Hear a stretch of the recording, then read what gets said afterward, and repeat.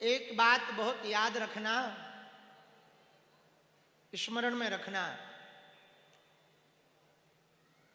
बसंत आता है तो प्रकृति मुस्कुराती है, और जिंदगी में जब कोई संत आता है तो संस्कृति मुस्कुराती है?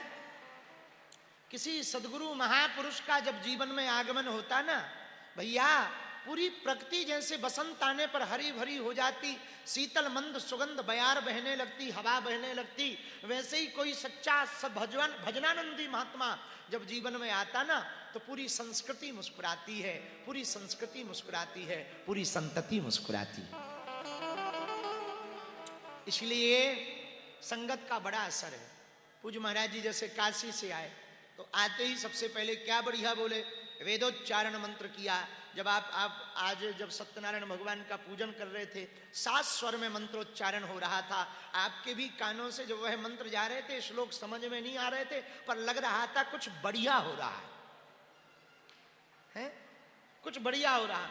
अब समझ जरूर नहीं आया, पर लेकिन लग क्या रहा था, कुछ बहुत बढ़िया हो रहा है, अच्छा लग रहा है, बहुत बढ़िया हो रहा है, बहुत अच्छा लग रहा है। कोई बहुत अच्छी बात कही जा रही, समझ में नहीं आ रही है, समझ में ना आए, पर एक बात कहें, भाषा महत्वपूर्ण नहीं है, भाव बहुत महत्वपूर्ण है।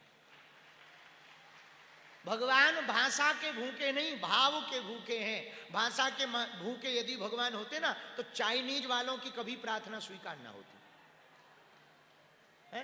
भगवान भाषा की महत्वता नहीं देते, भाव की महत्वता देते। और भाव बढ़िया हो, प्रबल हो, तो कुछ भी चीज हो बड़ी आनंद दे जाती है, बड़ी प्रसन्नता दे जाती।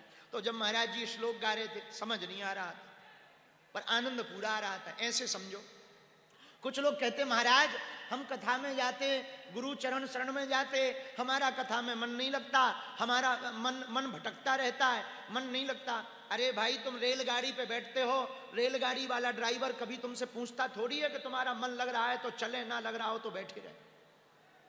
मन लगे या ना लगे, रेलगाड़ी पर बैठने के बाद मंजिल पर पहुंचना जिस प्रकार तय है, उसी प्रकार परमात्मा की चरण शरण में आने के बाद आपका मन लगे या ना लगे, पर यदि बैठ गए तो निश्चित है भक्ति के द्वार पर तो तुम पहुंच ही जाओगे। और भक्ति के द्वार पर पहुंच जाओगे तो वही भक्ति का साधन आपको परमात्मा के द्वार तक पहुंचा देगा।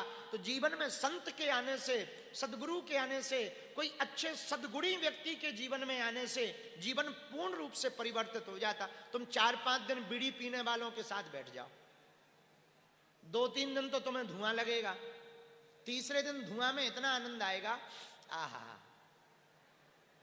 तो धीरे से कहोगे एक टुकड़िया दो थोड़ा, और पी लोगे। अब पहले तुम टुकड़िया पियोगे, फिर पूरा बंडली जेब में डाल के धरोगे। गुटखा खिलाने वाले क्या करते हैं, हमारे एक मित्र हैं, गुटखा खाते हैं खूब। वो क्या करते हैं, गुटखा खिलाने वाले कैसे सिखाते हैं गुटखा, वो कहते पहले मोटो मोटो खा लो। जब शुरुआत में गुटखा खिलाना, पहले मोटो मोटो खा लो। जो मोटा मोटा होता ना, बड़ी वाली सुपारी, उसको मोटो मोटो, ये मोटो मोटो खाओ। तो पहले मोटो मोटो गुटखा खवाबो सिखाएं, फिर वे पहले धो के खवाएं ताकि लगे ना, फिर के बाद में मोटो मोटो गुटखा, फिर बाद में पूरा जय बजरंगबली 20 को राजश्री जय बजरंगबली। तो अवगुणी, अच्छा एक व्यक्ति मिला, वो कभी गुटखा नहीं खाता था, पर एक से मित्रता हो गई उसकी, तो गुटखा सीख गया। तो हमने पूछा क्यों खाने लगे, बोले हमारा मित्र खाता था तो हम खाने लगे। हमने कहा मान लो तुम्हारा मित्र गंदा खाने लगा तो तुम खाओगे मेला? अरे बोले नहीं, हमने उनसे कारण जानना चाहा। हम कहा कैसे सीख गए? बोले जब वो गुटखा खाता था तो अच्छी स्माइल आती थी, हमने सोचा हमारी भी मुंह से बढ़िया स्माइल आए। भैया, व्यसनी की संगत से व्यसन सीख जाओगे, अवगुणी की संगत से अवगुण सीख जाओगे, सदगुणी की संगत से सदगुण सीख जाओगे, भक्त की संगत से भक्ति सीख जाओगे। बालाजी महाराज के कृपा पात्र बागेश्वर धाम पीठाधीश्वर परम पूज्य धीरेन्द्र कृष्ण शास्त्री जी महाराज का पावन संकल्प। मध्य प्रदेश में छतरपुर के ग्राम गढ़ा में बनेगा विश्व स्तरीय कैंसर अस्पताल एवं रिसर्च सेंटर, जिसकी आधारशिला देश के यशस्वी प्रधानमंत्री नरेंद्र मोदी जी के कर कमलों से रखी जा चुकी है। 200 करोड़ रुपए की लागत वाले 100 बेड के इस अस्पताल में गरीबों का होगा मुफ्त इलाज। ये बहुत बड़ा अवसर है, बहुत बड़ा काम है।